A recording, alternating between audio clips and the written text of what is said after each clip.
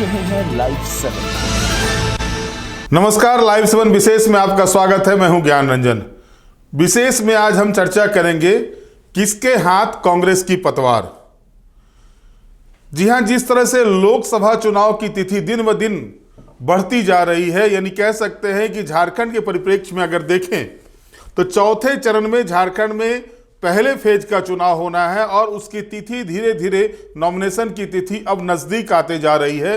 तृतीय चरण के नॉमिनेशन शुरू होने जा रहा है और इसके बाद चौथे चरण का नॉमिनेशन होना है। लेकिन अब तक कांग्रेस पार्टी का पतवार किसके हाथ में है, ये समझ से परे है, क्योंकि अभी तक कांग्रेस पार्टी ने 7 जो उनके कोटे में सीट आ रही है, झारखंड की 14 में से जो 7 सीटें उनके हाथों में आ रही है, उसमें से 4 सीटों पर पतवार कौन होगा कांग्रेस पार्टी का, इसका पता नहीं है।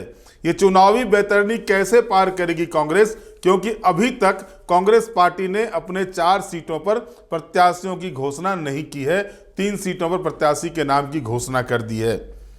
कह सकते हैं कि जेएमएम के नाव पर सवार कांग्रेस पार्टी जो मिशन 24 में चाह रही है कि झारखंड में वो बुलंदी के साथ आगे बढ़े, झारखंड में उसकी जो सीटों की संख्या है वो बढ़े, और इसको लेकर के लगातार कांग्रेस पार्टी जो है प्रयासरत है, इसमें कोई दो राय नहीं है। लेकिन जो स्थिति चुनाव के पहले होनी चाहिए वो स्थिति कांग्रेस पार्टी में नहीं दिख रही है। खास करके कैंडिडेट के लेकर के जिस तरह से पेंडुलम बनी हुई है कांग्रेस पार्टी, अभी यानी लटकी हुई है, झूल रही है, वो कहीं ना कहीं इस बात को ये ताकीद कर रहा है कि जो भाजपा का जो रथ है, भाजपा के जो विजय रथ हैं झारखंड में, उस विजय रथ को क्या ऐसे ही बिना पतवार के कांग्रेस पार्टी पार करेगी। ये कोई नई बात नहीं है कांग्रेस पार्टी के लिए। कांग्रेस पार्टी में अगर आप इस चीज को देखते हैं तो ये नई नहीं है। पिछले चुनाव की अगर हम बात करते हैं, पिछले चुनाव को भी आप देख लें, कांग्रेस पार्टी पिछले चुनाव में भी 7 सीटों पर चुनाव लड़ी थी। नतीजा क्या हुआ था? 1 सीट पर चुनाव जीती थी, और जिस सीट पर कांग्रेस पार्टी ने चुनाव जीती थी, सिंहभूम की सीट पर, उसके जो सांसद थे गीता कोड़ा, अब वो भाजपा की कैंडिडेट हैं इस बार 2024 के चुनाव में। लेकिन 2019 के प्रकरण को अगर आप याद करेंगे तो आपको पता चलेगा कि धनबाद जो इस बार भी लटका हुआ है सीट, अब तक कैंडिडेट का घोषणा नहीं हुआ है, धनबाद में भी पिछले मर्तबा आयातित कैंडिडेट कीर्ति आजाद को अचानक से चुनाव के 3 दिन, नॉमिनेशन से 3 दिन पहले ला करके खड़ा कर दिया गया। पूर्व डीजीपी राजीव कुमार को पलामू में कहा गया था कि टिकट देंगे, उनको पूरे मैदान में दौड़ा दिया गया, लेकिन अंत समय में उनको टिकट नहीं दिया गया। वो आरजेडी कोटे में वो सीट चली गई, पलामू की सीट। और इस बार भी पेच पर पेच फंसे हुए हैं कांग्रेस पार्टी में, अंदरूनी जो पेच फंसे हुए हैं कांग्रेस पार्टी में, वो हर सीट पर जो बचे हुए सीट है उसको अगर आप देखेंगे तो उस पेच में उलझी हुई है कांग्रेस पार्टी। और चुनाव को लेकर अगर आप देखेंगे, चुनाव को लेकर संगठन का सिर्फ मुख्य संगठन ही काम नहीं करता है। चुनाव के समय में पंचायत स्तर के कार्यकर्ता भी काम करते हैं। पंचायत स्तर के कार्यकर्ताओं की भी वैल्यू वही होती है जो राज्य स्तर के कार्यकर्ता की होती है, राज्य स्तर के नेताओं की होती है। लेकिन आलम यह है कांग्रेस पार्टी का कि किसी भी मोर्चा के मंच मोर्चा की बैठक कांग्रेस पार्टी में चुनाव को लेकर अब तक नहीं देखी गई है। एक तरफ जहां प्रमुख जो कांग्रेस पार्टी जिसके खिलाफ में लड़ रही है, भारतीय जनता पार्टी के खिलाफ में जो चुनाव लड़ रही है, भारतीय जनता पार्टी को देखेंगे तो उसके प्रदेश स्तर के नेता से लेकर संगठन महामंत्री हों या प्रभारी हों, प्रदेश प्रभारी हों या प्रदेश अध्यक्ष हों, विधायक दल के नेता हों, विधायक हों, इसके अलावा जो प्रखंड स्तर के पदाधिकारी हैं, जो पंचायत स्तर के पदाधिकारी हैं, लगातार जो है सो रौंद रहे हैं, क्षेत्र को शुरू कर दिए हैं। पहले ही भारतीय जनता पार्टी ने अपने प्रत्याशियों की घोषणा कर रखी है। यहां पर मनोवैज्ञानिक बढ़त बढ़ाए हुए, लेकिन कांग्रेस पार्टी आखिर किस वजह से प्रत्याशियों की घोषणा नहीं कर रही है? सवाल तो अब ये भी उठने लगे हैं, क्या कांग्रेस पार्टी के पास प्रत्याशियों का टोटा हो गया है, या फिर कांग्रेस पार्टी जो होता है ना कि पानी में ढेला फेंकने के बाद जो बुलबुला निकलता है, कहीं उस स्थिति में तो कांग्रेस पार्टी नहीं पहुंच गई है कि अगर किसी को कैंडिडेट बनाएगी तो वहां विरोध के स्वर उनके उठेंगे। और इतने कम समय में जो है सो वो ये चाह रही है कि जितना नजदीक होगा नॉमिनेशन का डेट, अगर उस समय हम करते हैं चुनाव कैंडिडेट का घोषणा करते हैं तो उस समय जो भी विरोध होगा वो उतने बड़े पैमाने पर नहीं हो पाएगा। कहीं इस रूप में तो कांग्रेस पार्टी काम नहीं कर रही है। लगातार आप देखिए कांग्रेस की बैठक जो है, जो प्रभारी आते हैं वो भी बैठक करते हैं, प्रदेश अध्यक्ष की दिल्ली में बैठक होती है, विधायक दल के नेता जो है वो भी जाकर के दिल्ली में बैठक करते हैं, विधायकों को रायशुमारी के लिए दिल्ली बुलाया जाता है। लेकिन जो ग्रास रूट के कार्यकर्ता हैं, ग्रास रूट के कार्यकर्ताओं में अब तक वो उबाल चुनाव को लेकर के नहीं देखा जा रहा है जो अन्य दलों में है, खास करके भारतीय जनता पार्टी में। क्योंकि यहां पर INDIA गठबंधन को चुनौती लेना है भारतीय जनता पार्टी से। 12 सीटों पर NDA के कैंडिडेट अभी चुनाव जीते हुए पिछले चुनाव में 2019 के चुनाव में, और 14 का लक्ष्य उनका है। वो अपने 14 की लक्ष्य को कैसे प्राप्त करें इसको लेकर के कार्यक्रम शुरू कर दिए गए हैं उनके द्वारा। आसू पार्टी जो सहयोगी दल है भाजपा की, NDA की, वो भी कार्यक्रम किए जा रहे हैं, वो भी लगातार कार्यक्रम कर रहे हैं। इवन कि दोनों ही दल के नेता भी बैठ रहे हैं आपस में। गिरिडीह में अगर आप देखें तो आसू पार्टी के जो प्रत्याशी है चंद्र प्रकाश चौधरी, वो भाजपा कार्यकर्ताओं के साथ भी बैठक कर रहे हैं, चुनावी रणनीति पर बात कर रहे हैं। लेकिन यहां इधर INDIA गठबंधन में क्या हो रहा है? INDIA गठबंधन के 5-6 नेता एक जगह बैठते हैं, तय करते हैं, उसके बाद बातें आगे बढ़ती है। अलबत्ता सवाल तो ये भी खड़े होते हैं कि जिस तरह से जिस तरह से जो एक रणनीति तैयार होनी चाहिए थी वो रणनीति अब तक नहीं देखी गई है। अब जो जानकारी मिल रही है वो जानकारी ये है कि जो स्थिति बनी हुई है कि पहले ये तय होगा, यानी कल या परसों 2-3 दिन के अंदर में अधिकृत रूप से कौन कितने सीट पर चुनाव लड़ेंगे इसकी घोषणा अब होने जा रही है। ये पुख्ता सूत्रों से जानकारी मिल रही है INDIA गठबंधन में। जो 7-5-1-1 का जो आंकड़ा तैयार किया गया था चुनाव में, उसकी अधिकृत घोषणा अब तक नहीं हुई है। अब यह कहा जा रहा है कि दिल्ली से इसकी घोषणा कराई जाएगी कि 7-5-1-1 यानी 7 कांग्रेस, 5 झारखंड मुक्ति मोर्चा, 1 RJD और 1 वाम मोर्चा यानी माले को टिकट दिया जाएगा। इसकी घोषणा अब जाके होगी, जबकि आज से कई दिन पहले, मतलब 15-20 दिन पहले तो 11 कैंडिडेट की घोषणा भारतीय जनता पार्टी ने कर दी थी। लेकिन एक सप्ताह पहले जो है सो भारतीय जनता पार्टी ने अपने सभी कैंडिडेट की घोषणा कर दी, आसू पार्टी ने अपने कैंडिडेट की घोषणा कर दी। लेकिन अब ये जानकारी मिल रही है कि इंडिया गठबंधन जो है, INDIA गठबंधन, अब प्रत्याशियों की घोषणा करने जा रही है। कांग्रेस पार्टी का हाल देखिए, धनबाद में कौन प्रत्याशी होगा अब तक इसमें तय नहीं हुआ है। धनबाद में जो नाम सामने आ रहे हैं उसमें ददई दुबे का नाम आ रहा है। उसके अलावा कुमार गौरव जो पूर्व मंत्री और पूर्व विधायक राजेंद्र प्रसाद सिंह के छोटे बेटे हैं, उनका नाम आ रहा है। विधायक अनूप सिंह के भी छोटे भाई हैं वो कुमार गौरव। इसके अलावा नाम आ रहा है अनुपमा सिंह का, जो अनूप सिंह की पत्नी है, इनका भी नाम आ रहा है। तो अब इन तीनों में कौन कैंडिडेट होगा अब तक फैसला नहीं है, या फिर पिछले चुनाव की तरह किसी और को टपका दिया जाएगा। हालांकि यह भी कहा जा रहा है कि स्थानीय को ही टिकट दिया जाएगा, स्थानीय को ही लाया जाएगा, जो लोकल होंगे किसी बाहरी को नहीं दिया जाएगा टिकट। ये बातें भी कही जा रही हैं। गोड्डा में वही स्थिति बनी हुई है जैसा मैंने पहले ही बताया था। दीपिका ताल ठोके हुए है, प्रदीप यादव ताल ठोके हुए, फुरकान अंसारी ताल ठोके हुए हैं। उसी तरह से अगर हम बढ़ते हैं, आगे आते हैं रांची में सुबोध कांत सहाय का नाम काफी जोरों पर चल रहा था। रामटहल चौधरी को पार्टी में शामिल कराया गया है और यह कहा जा रहा है कि महत्व वोट को देख करके रामटहल चौधरी को फिर से लाया जाएगा। यानी किसके हाथ में पतवार दी जाएगी कांग्रेस पार्टी की, यह पता ही नहीं चल पा रहा है और इस पर चर्चा नहीं हो रही है और ना ही गठबंधन का खाका पूरी तरह से सामने आ रहा है। चतरा सीट पर कांग्रेस पार्टी पसोपेश में है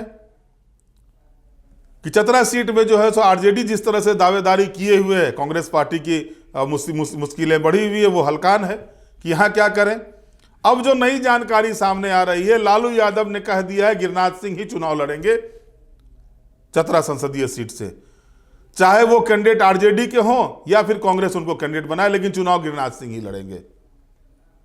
अब गठबंधन में देखिए, और इसको लेकर के जो जानकारी मेरे पास मिली हुई है, लालू प्रसाद यादव ने तेजस्वी यादव को कहा है कि इस मसले पर वो राहुल गांधी से बात करें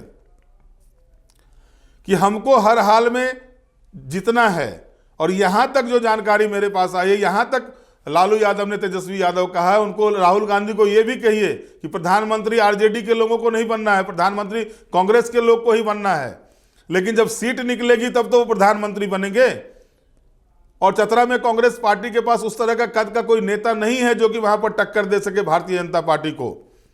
जो भारतीय जनता पार्टी का पिछले 2 टर्म से, वहां पर 3 टर्म से जो वर्चस्व कायम बना हुआ 2 टर्म से, उसको कैसे रोका जाए, इसके लिए जरूरी है कि वहां से एक ऐसे कैंडिडेट को दिया जाए जो भारतीय जनता पार्टी कैंडिडेट को टक्कर दे सके। और लालू प्रसाद यादव ने गिरिराज सिंह को बुलाकर आरजेडी फिर से पुनर्वापसी इसी उद्देश्य से कराया था। और लगातार इस पर जो है सो लालू प्रसाद लगे हुए हैं। और लालू प्रसाद का कहना है कि अगर कांग्रेस पार्टी मानती है तो ठीक है, नहीं तो गिरिराज सिंह चुनाव लड़ेंगे। यानी यहां पर जो झकझूमर है वो खत्म होने का नाम नहीं ले रहा है। अब डिपेंड करता है कांग्रेस पार्टी के ऊपर कि चतरा के नाव की पतवार वो किसके हाथ में देते हैं। क्या वो आरजेडी के गिरिराज सिंह को वो पतवार सौंपते हैं आरजेडी के बैनर तले, या फिर गिरिराज सिंह को कांग्रेस में लाकर, क्योंकि इसमें लालू यादव का आपत्ति नहीं हो, गिरिराज सिंह को टिकट मिलना चाहिए, इस बात पर वो अड़े हुए हैं। तो गिरिराज सिंह को टिकट मिले, इसके लिए कांग्रेस पार्टी उनको अगर लाती है या नहीं लाती है तो भविष्य के गर्त में है।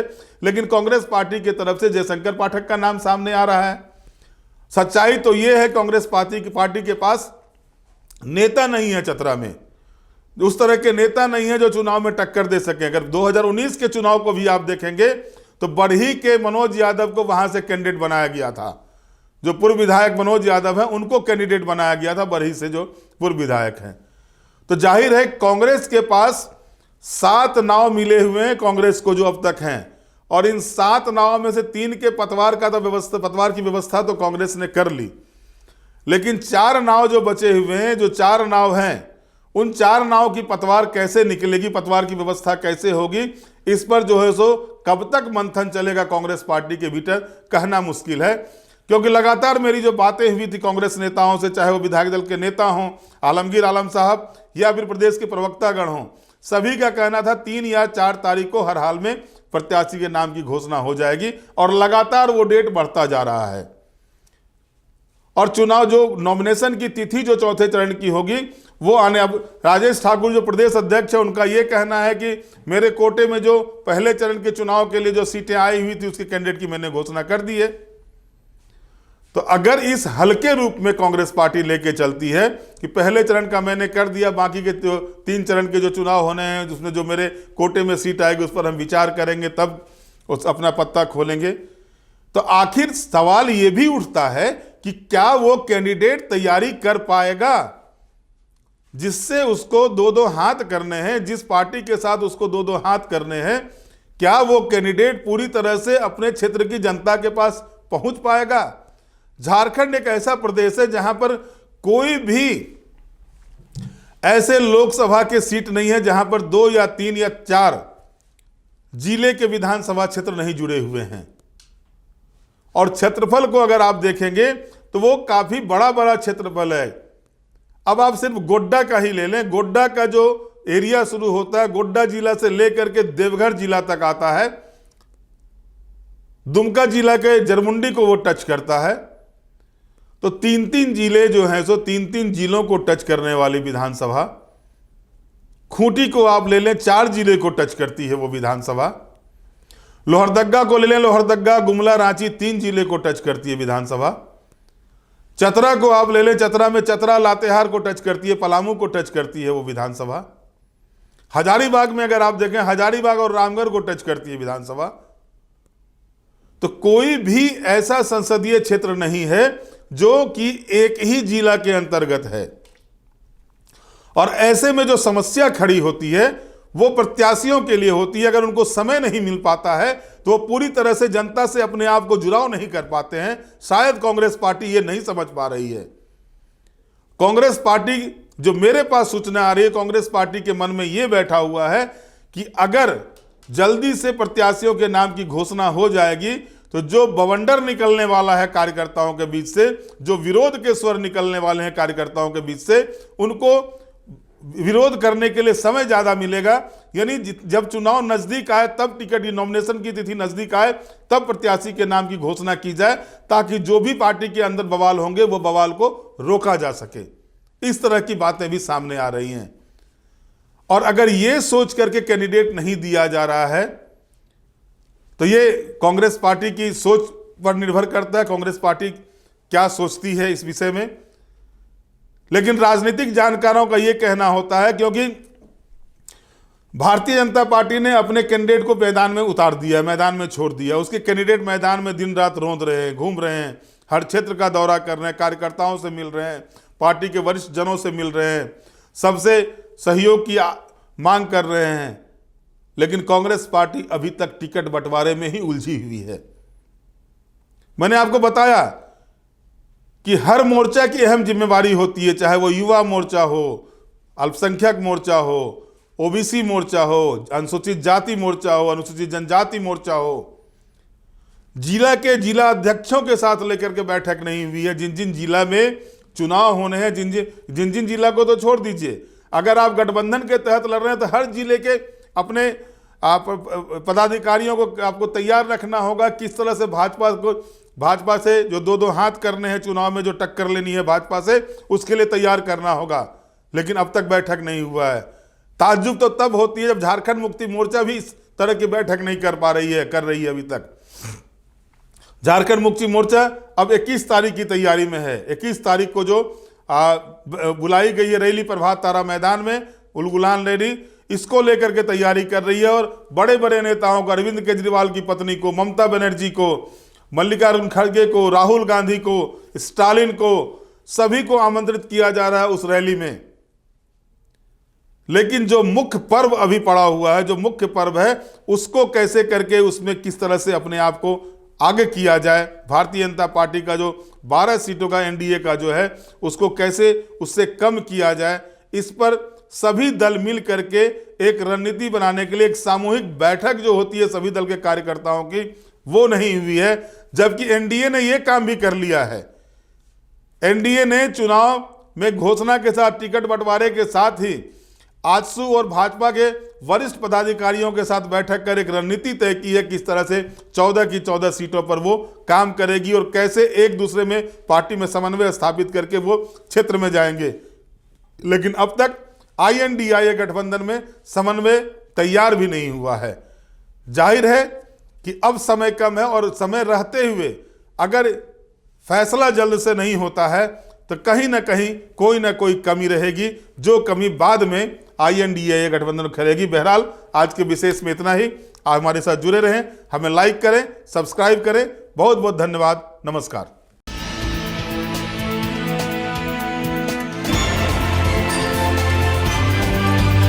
आप देख रहे हैं लाइव 7।